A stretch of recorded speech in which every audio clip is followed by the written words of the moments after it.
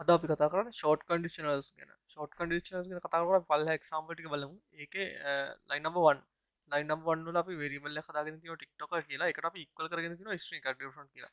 ඊට පස්සේ අපි සාමාන්‍යයෙන් අපි use කරන ක්‍රමය තමයි line number 4 වල තියෙන if එකක් දාගෙන TikToker කියන එකට අපි මොකක් හරි එකක් assign කරලා බලනවා.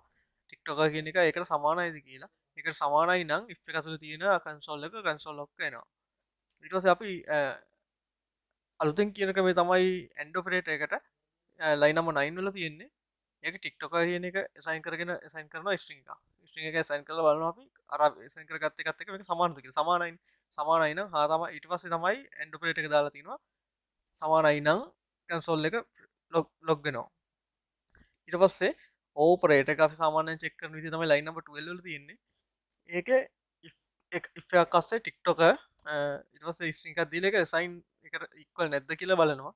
equal නැත්තම් normally අපි use කරන විදිහටම console එක මේ print කරනවා if එක අස්සේ තියෙන. අපි ඒ වෙනුවට දෙන්න operator එක තමයි line number 17 වල තියෙන්නේ. ඒක TikToker එකට equal ද කියලා බලනවා string එක. equal නැහැනේ. අන්න equal නැත්නම් operator එක දාලා console එක දෙනවා. මේක අපි සාමාන්‍යයෙන් traditional use කරන ක්‍රමයට වඩා ටිකක් වෙනස් ක්‍රමයක්. මේක practically කරලා බලන්න.